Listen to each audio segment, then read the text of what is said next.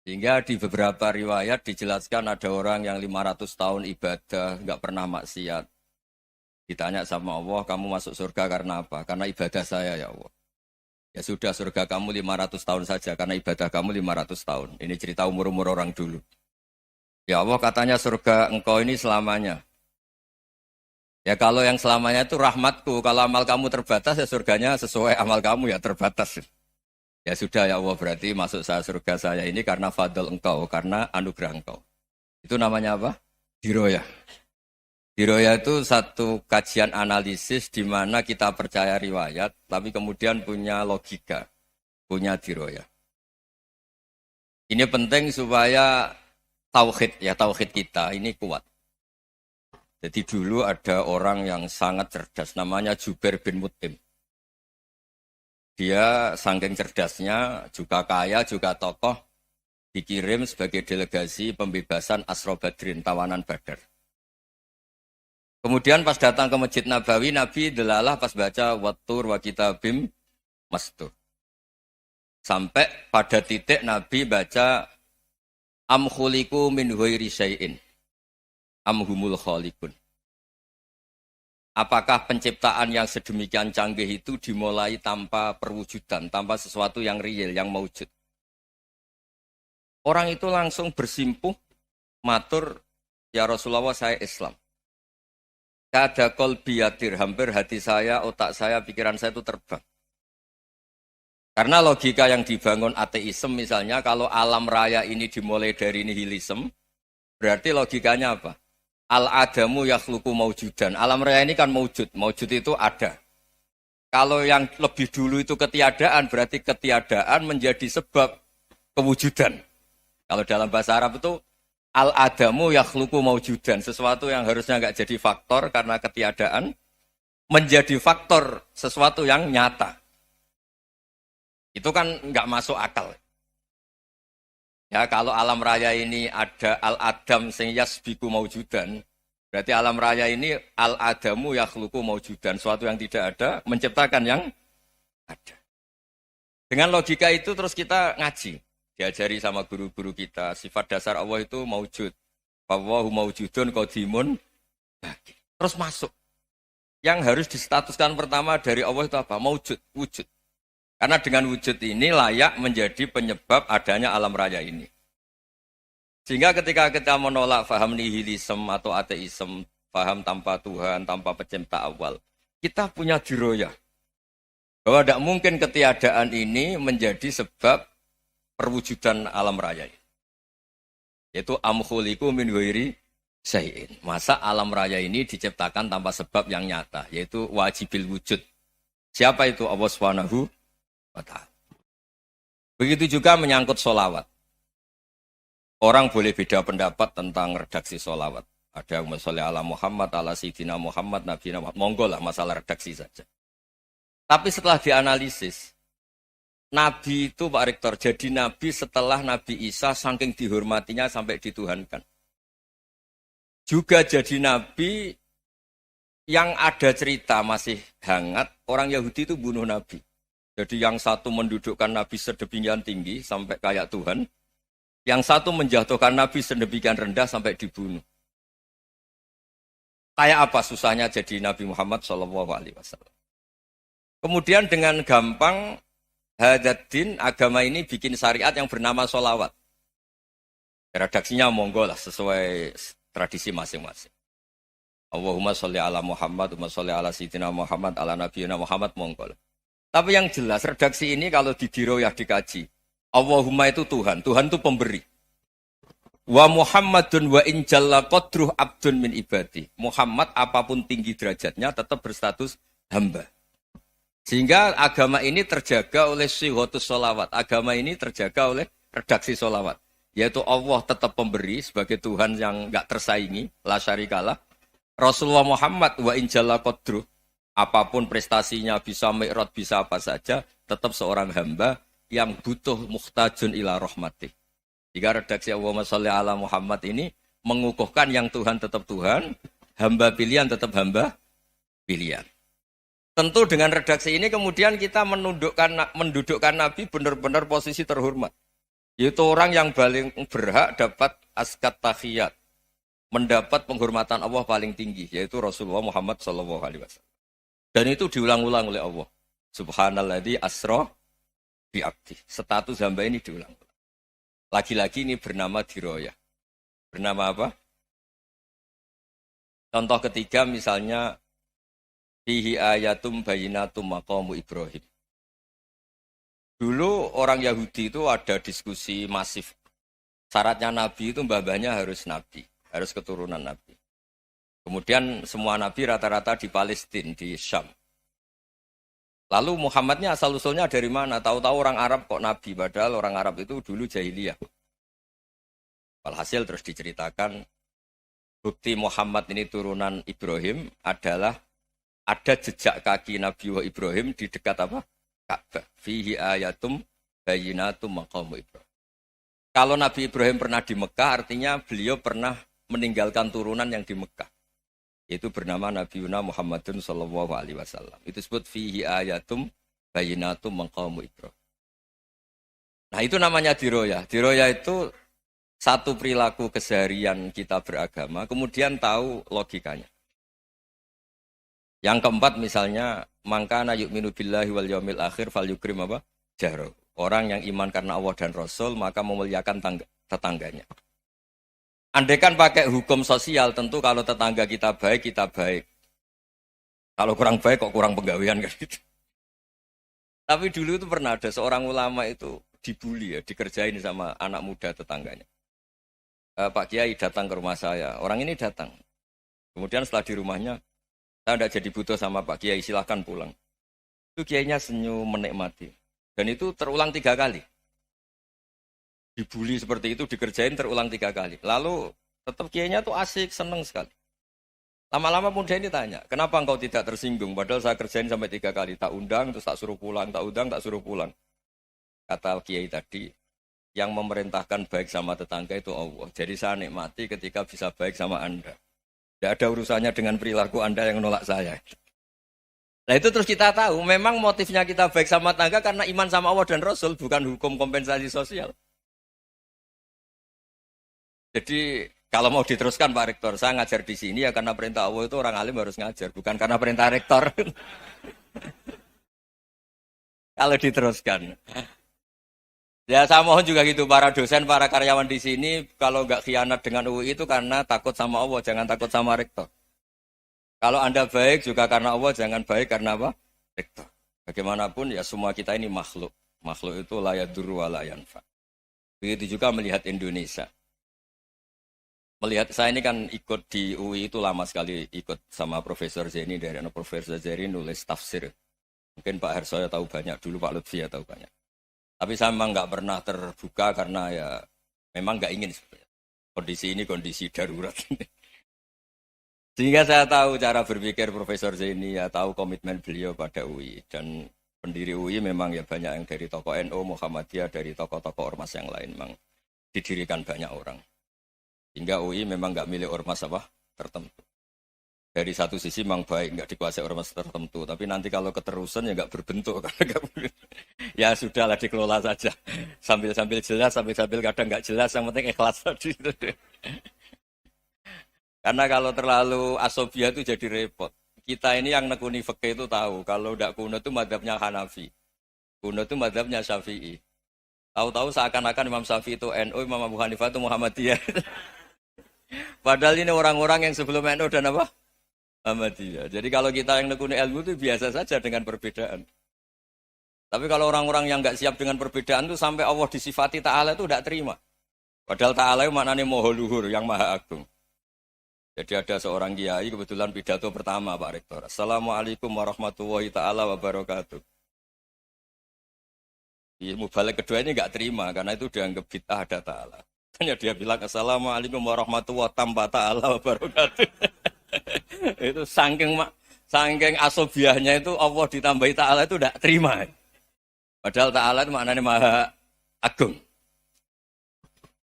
Nah itu kan jadi repot kalau asobiah gitu. Kalau kita ngadepi perbedaan itu biasa saja. Karena kita mungkin bacanya banyak, lihat hal-hal seperti itu ya biasa saja. Karena dulu itu perbedaan itu urusan sudut pandang. Ya saya ulang lagi, perbedaan itu sudut.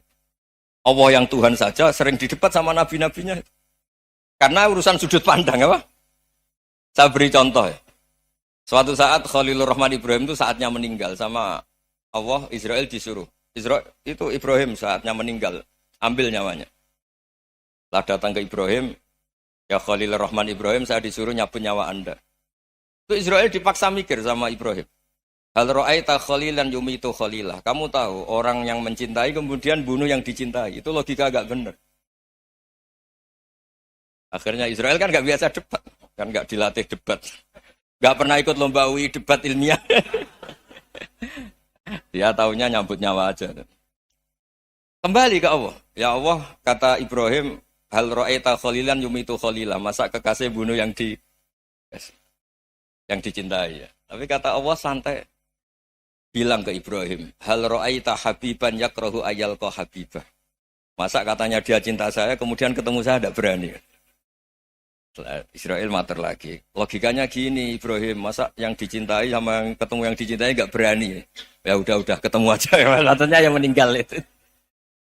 Artinya kamu bisa saja GR tidak mati-mati karena merasa dicintai, atau ingin mati karena mencintai. Nah maksud saya dalam hal-hal seperti ini orang UI pasti nggak jelas. Katanya cinta Allah suruh mati ya nggak mau. Nggak jelas kan? Dibilang nggak cinta juga nggak mau. Tapi dibilang cinta kalau ukurannya mati juga enggak mau. Nah, tapi dalam banyak hal enggak jelas itu penting, Pak Rektor. Penting sekali. Buatan guyon. Saya beri contoh sekian ilmiah, enggak jelas itu penting. Rasulullah SAW itu dalam banyak hal itu disuruh Allah, memang disuruh supaya ngambil sikap seperti itu. Karena Allah itu punya otoritas penuh untuk bikin orang itu baik atau tidak baik. Wahsy itu yang membunuh Sayyid Hamzah, orang paling dicintai Nabi, di antara yang dicintai Nabi. Qatalahu Wahsyun, dibunuh oleh Wahsy. Nabi secara basarnya itu gak suka sama Wahsy. Sampai cara lahir ya ingin corong Jawa, ingin masuk nol. Tapi apa kata Allah? Laisa laka minal amri syai'un aw yatuba alaihim aw yu'adziba. Itu tidak wilayah kamu Muhammad. Malah Wahsy dikasih tobat sama Allah. Khalid bin Walid, itu perang Uhud kalah itu karena ide brilian Khalid bin Walid. Pas itu masih panglima kafir. Yaitu pura-pura kalah, ghanimah dilepas, sahabat turun, pasukannya naik, walhasil orang Islam kalah. Khalid bin Walid akhirnya juga masuk Islam. Orang yang secara basariah Nabi itu gak siap. Kebalikannya juga ada. Sa'labah itu orang sampai gelar hamamatul masjid. Ini pas ngaji mesti ingat. Salam. Dia di masjid terus. Setiap habis salam tuh lari karena istrinya nyuwun sewu masih berpakaian yang tidak pantas. Kenapa engkau terburu-buru pulang? Pakaian yang dipakai istri saya sekarang saya pakai. Ya pakaian sarung itu kayak Pak Rektor kan fleksibel. Ini khusus mau Ramadan, tidak akan sarungan terus, gak usah khawatir. Jadi ini tadi sudah perjanjian. Saya yang kiai celananan, beliau yang rektor pakai sarung. Jadi iya. Supaya itu barter madhab. Tapi hanya sekali ini aja, bukan. Jadi jangan diharapkan ini jadi tontonan terus-menerus. Dan ini barter mata.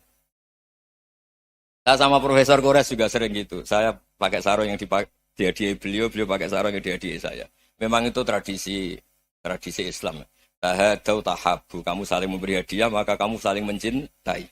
Bukan riswah, bukan riswah. Walhasil terus, Sa'labah ini buat saya didoakan Nabi supaya saya kaya, supaya tidak sering ganti-ganti pakaian seperti ini sama istri saya. Jangan-jangan kamu miskin itu lebih baik. Ngotot minta didoakan. Didoain Nabi kaya, terus lama-lama ninggal sholat, ninggal jamaah. Itu Allah belum tersinggung. Yang mulai Allah tersinggung itu kan saya sering fatwa di mana-mana, sering memberi saran. Mumpung kamu miskin itu sering sedekah. Karena kalau sudah kaya itu tidak bisa. Saya memberi analogi gini. Kalau saya masih santri miskin, punya uang 100.000, diminta guru saya 50 tak kasihkan, padahal itu 50%. Punya 2 kambing kurus, diminta guru saya 1 pasti tak kasihkan, padahal itu 50%. Jadi kalau punya sapi Brahman atau sapi limusin yang harganya itu 100 juta, punya 2, diminta 1 boleh enggak? Enggak boleh. Saya punya motor butut 2, diminta teman saya 1 boleh, tapi kalau Davidson Harley itu enggak boleh. Nah, Walhasil itu kalau kita miskin, misalnya kita zaman kuliah atau zaman mondok atau zaman apa saja, punya uang 100.000, narik temannya sampai 50.000 kan biasa. Tapi setelah 1 miliar, berani nggak kamu kasihkan 500 juta? Sama-sama 50%. Enggak kan? Nah salabah gitu, ketika zakat masih per 40 kambing, 1 kambing, itu sebenarnya kan masih ringan. 41, 82. Kambingnya itu sudah mabenal jabalen. Barang dihitung zakat karena sudah ribuan, jumlahnya sampai 400 kambing. Banyak lah pokoknya. Terus kata salabah, ini pemerasan. Karena jumlahnya besar. Allah tersinggung karena nabinya dianggap narik zakat itu dianggap khorat, dianggap pemerasan. Allah tersinggung kemudian fa'aqobahum nifakon fi qulubihim ila yaumil. Dia ditegur munafik. Semenjak itu terus tadi kembali gak jelas tadi. Barkohnya gak jelas itu menjadi orang tuh bijak. Ini sekarang nakal, jangan-jangan nanti jadi orang baik. Yang sekarang baik, jangan-jangan suatu saat jadi tidak baik. Semua orang introspeksi. Gak ada jaminan kalau kita sekarang baik akan baik terus. Gak ada jaminan kalau kita sekarang buruk akan buruk terus. Sehingga terus banyak kiai-kiai bijak itu memang lahirnya gak tegas. Tapi gak tegas itu yang menjadikan bijak. Karena sama-sama mungkin. Itu yang disebut laisa laka minal amri syai'un aw yatuba alaihi wa yu'adzibum. Itu tidak wilayah kamu. Ketika Allah mengomentari orang munafik juga wa yu'adzibal munafiqina insya'a aw yatub. Bisa saja ada yang disiksa, bisa saja ada yang dikasih tobat. Karena pola yang kita analisis itu semuanya menurut kita. Bukan menurut kemaslahatan orang apa? Banyak. Saya punya sekian contoh cerita. Orang yang sowan kiai baik-baik, mungkin bawa gula atau salam tempel, tidak tahu lah. Itu tidak mesti jadi wali. Tapi Kali Jogo yang kenal Sunan Bonang, itu kenalnya itu karena ingin begal. malah jadi wali. Tapi tidak usah dicoba. Umar itu nyari Nabi itu mau dibunuh. Tapi malah tobat jadi orang baik. Jadi ini penting ngaji ya, supaya tidak tegas itu, tidak jelas itu kadang baik. Nah termasuk saya juga termasuk dia yang milih tidak jelas. Saya sering gojlok gini, Fajar Hadili ini murid-murid saya sering saya gojlok. Kalau semua sistem pendidikan kayak kampus, kayak UII, kayak UIN semuanya, itu sistem yang bagus. Karena tertib jam kuliahnya jelas, mata kuliahnya jelas. Kalau di pesantren itu Pak Arso, itu nggak tertib. Tapi justru itu enak, ketemu di jalan orang berani tanya. Nah ini kalau mbak-mbak misalnya menstruasi, mau belajar haid nunggu semester berapa baru tahu. Itu bisa sekian tahun nggak sholat karena nunggu pelajarannya baru diterangkan. Mau haji juga gitu, nunggu mata pelajaran haji. Kalau nggak jamnya, nggak mau dosennya ngajar. Ya, kalau kiai kan enggak, ketemu di jalan tanya, dijawab. Jam berapa juga dijawab. Artinya Indonesia itu berkah, ada sistem kampus yang tertib. Ya semoga termasuk tertib gajinya. Tapi tertib gajinya itu juga sebenarnya rugi. Saya sering ada pegawai negeri Gus, tolong doain saya jadi PNS enak jadi. Gajinya tetap. Kata saya nggak mau kalau gaji saya tetap. Kok bisa Gus enak tiap bulan mesti dapat gaji. Kalau tetap nggak naik-naik kata saya. Kalau kiai gajinya nggak tetap, tapi di atas yang tetap kata saya. Artinya Indonesia itu berkah. Kalau semuanya pakai sistem pendidikan setertib ini, orang mau tanya haid ya nunggu pelajaran haid. Bab haji ya nunggu pelajaran haji. Tapi kalau ketemu kiai itu enggak. Ya pokoknya saya pernah di pasar, Gus mau tanya. Tanya apa? Anak saya sih keluar darah terus gini-gini. Padahal biasanya haid hanya 7 hari gini-gini. Ya sudah kembalikan ke biasanya rudat hilal adat. Itu enggak usah sowan ke rumah. Juga enggak registrasi dulu, enggak daftar dulu. Ya ini enggak nyindir cerita saja. Supaya ini bukti koalisi beneran. Jadi saya yang kiai enggak tertib jam, koalisi sama yang tertib jam. Jadi kalau semuanya sistem kampus, nanti pertanyaan itu enggak bisa on time, enggak bisa setiap saat. Makanya Indonesia itu berkah. Kiai-kiai yang alim yang di jalan-jalan banyak. Juga kiai yang di kampus dokter-dokter fikih banyak. Yang nekuni ilmu umum ya banyak. Macam-macam. Itu masalah itu kalau saling mengadili itu baru masalah. Misalnya kiai ngeluh, enggak enak jadi kiai, enggak punya gaji tetap. Yang dosen ngeluh, enggak dicium tangannya.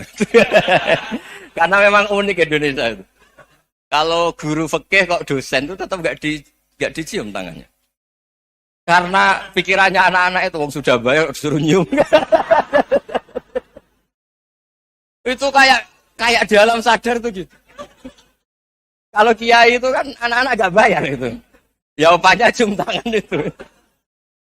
Makanya kalau kiai-kiai tidak keramat bisa mati karena cium tangannya doang itu bisa mati itu kiainya. Ya ini cerita supaya saling menghormati apa saling. Jadi kalau makanya itu pakar-pakar akhlak ya, pakar-pakar etika peradaban. Itu tertampar betul ketika Nabi urusan ilmu itu mengabaikan itu kalau sudah urusan ilmu. Misalnya begini, ada urusan ilmu, ada mbak-mbak cantik atau ibu-ibu cantik. Itu dalam Islam itu diajarkan jangan sopan-sopan banget. Kata Nabi, karena kekuatan ilmu itu di atas kekuatan akhlak, di atas kekuatan adab.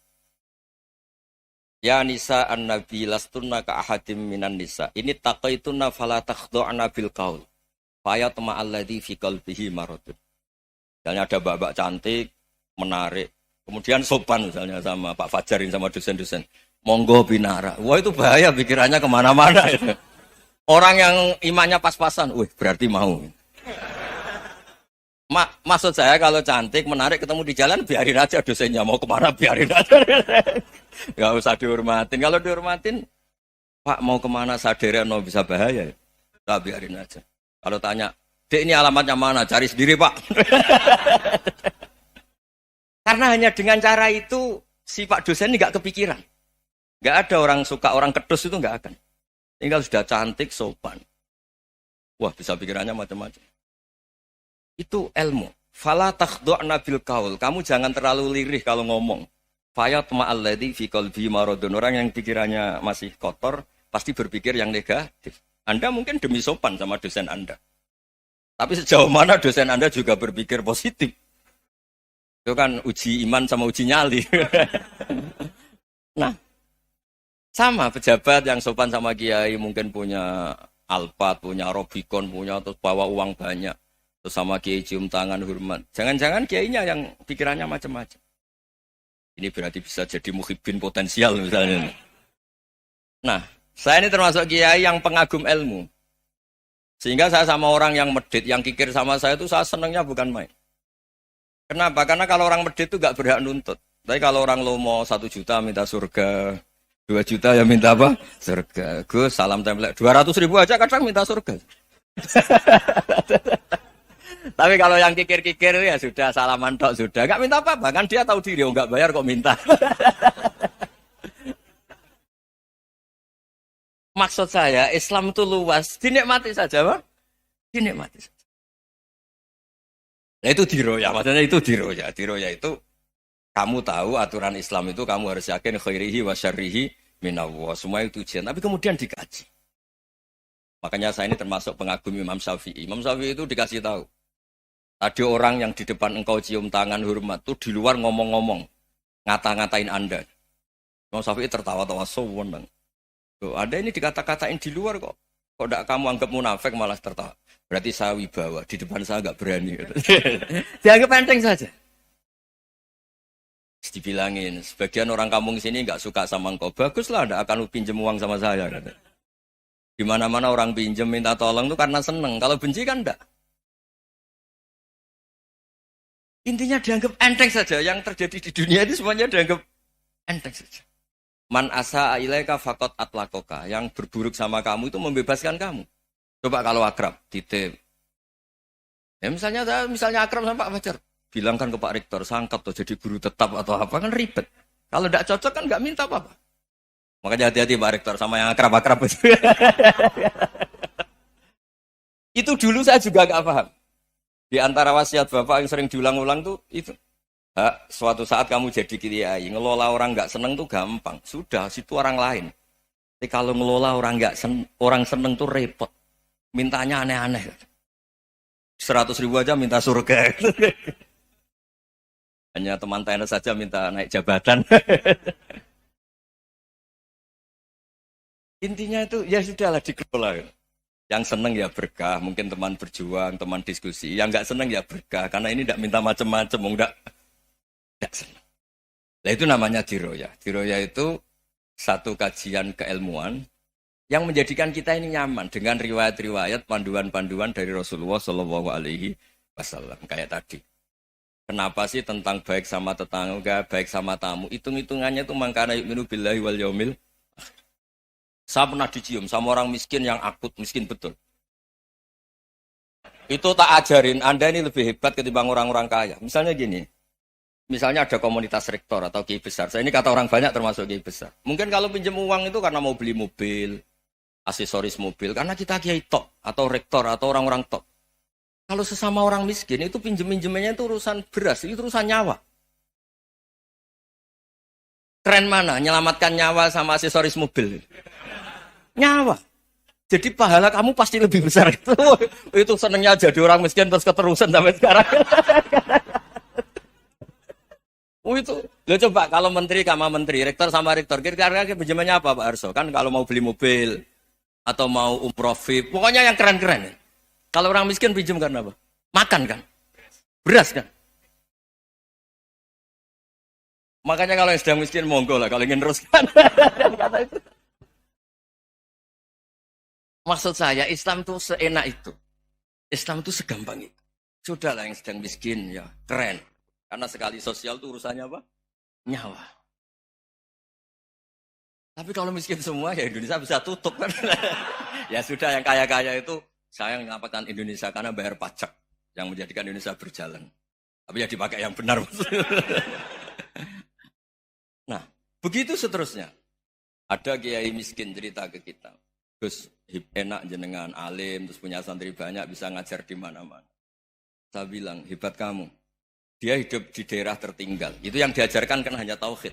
Kan nggak mungkin desa tertinggal baca fikih perbandingan madhab. Kan nggak mungkin.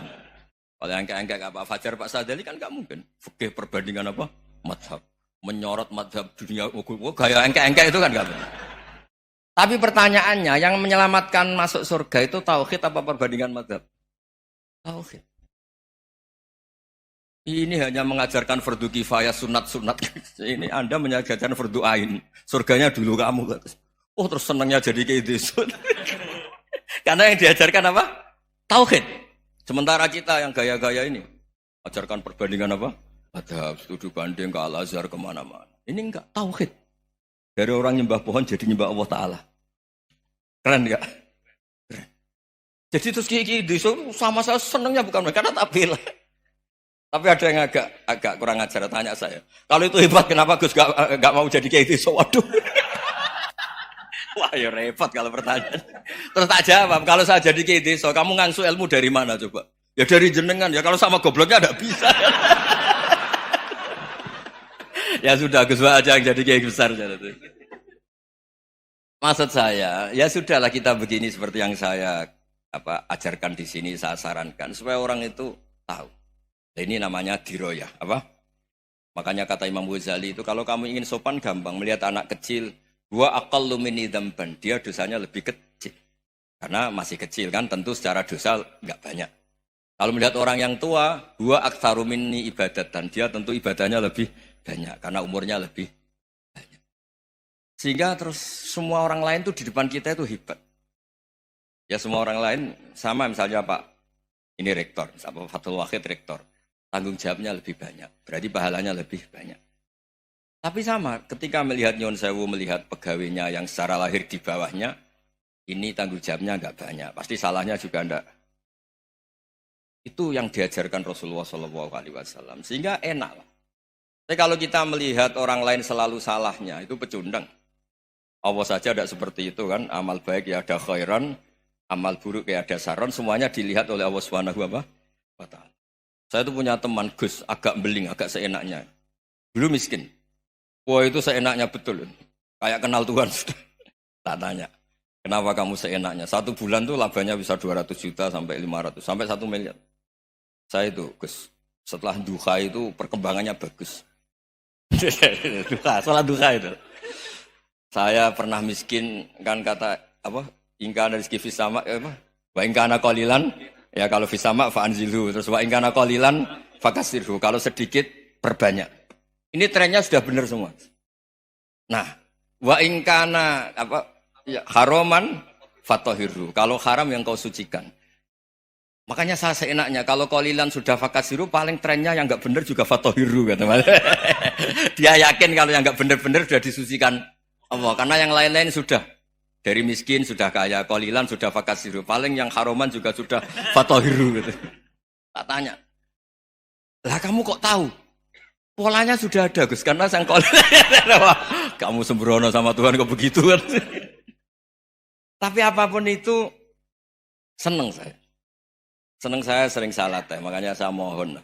Yang sekarang miskin, sedang miskin, itu ya tidak usah nyesal banget-banget. Kalau ingin kaya monggo lah, namanya orang juga ingin. Ya, tapi Anda harus bangga. Sosial antar kalian adalah urusan nyawa dan itu pahalanya luar biasa. Supaya kita, nah yang kaya-kaya juga boleh GR lah karena pembayar pajak. Dan itu bisa menyelamatkan apa? Indonesia Raya. Begitu seterusnya. Itu yang diajarkan Nabi, antawadhu hatta la yabghiya ahadun ala ahadin. Kamu semua harus tawadhu sehingga antar kalian tidak saling tidak sopan, tidak saling liar, tidak saling mendolimi. Termasuk tadi sikap gak jelas tadi. Orang dolim yang sekarang dolim bisa saja tobat. Yang sekarang soleh bisa saja nanti. Semuanya itu mungkin. Kita diajari ya muqallibal qulub tsabbit qalbi ala dini. Jadi keliru kalau kita dalam banyak hal harus tegas gak mesti. Al halalu bayyinun wal haramu bayyinun. Tapi ada wa bainahuma umurun mustabihat. Ada yang wilayahnya itu abu-abu. Misalnya ada perempuan cantik misalnya contoh paling gampang. Kalau kamu ajari secara serius, kamu bisa saja tergoda, jadi fitnah. Tapi kalau orang soleh nggak berani ngajarin, kemudian digunakan orang fasik, malah menjadi orang nakal, kita juga tanggung jawab. Kamu mau tegas gimana? Wilayahnya sama-sama mungkin. Wilayahnya sama-sama mungkin. Yang dekat pejabat mungkin terkontaminasi KKN. Tapi kalau pejabat nggak dekati orang soleh, punya perilaku yang nggak soleh, yang repot juga Indonesia kan? Nah hal-hal seperti itu kita tidak perlu ngambil sikap. Maksudnya nggak usah ngambil sikap. Ya kita buktikan kalau milih satu madzhab, kita buktikan semuanya lebih baik, semuanya lebih bermanfaat, semuanya lebih berperadaban. Karena nggak bisa dihindari wa bainahuma. Termasuk nyuwun sewu, saya mohon maaf sama mulai Pak Harso, Pak Lutfi sampai Pak Fathul Wahid. Saya ini termasuk kiai yang nggak suka dekat sama orang-orang top. Bukan karena hasud. Memang konstitusi kiai harus gitu, la tamuddanna ainaika. Kenal orang lebih tinggi itu kan resiko. Misalnya saya kiai desa, mungkin punya keri tua sudah seneng, punya kijang tua sudah seneng. Gara-gara kenal Pak Wahid naik Camry, waduh kok saya kalah itu. Kenal orang itu kan resiko. Mungkin dosen-dosen sini kalau kenal saya di Rembang juga resiko. Di sini gak ada cium tangan, melihat saya dosen, wah gak enak jadi dosen. Jadi memang harus dibatasin. Sekiranya mungkin orang terus, karena latamud dan nanawa, ainaika ilham. Kamu jangan sering melihat orang lain yang mungkin secara lahir dapat nikmat yang lebih tinggi timbang Anda. Kalau kamu gak bisa ngelola hati Anda bisa hasut, Anda bisa dengki. Paling tidak Anda bisa ada syukur. Saya itu sering didolani pejabat. Juga sering melihat pejabat di TV-TV. Naik mobil aja ada yang naikkan. Bahkan kalau wudhu itu anduk aja ada yang bawa. Itu kalau yang nggak kuat, wih naik jadi pejabat. Ya makanya terus konstitusi Kiai itu mengatur, sudahlah. Mata kamu itu kamu batasin. Jangan melihat sesuatu yang potensi ya. Potensi menjadikan Anda tidak apa? Syukur. Jadi saya mohon, ini memang konstitusi saya sebagai kiai, jadi saya, tapi di hati saya tetap akrab. Saya doakan semua untuk UI, untuk semua orang Indonesia kita doakan. Kita ingin semuanya tambah baik, tambah baik. Assalamualaikum warahmatullahi wabarakatuh.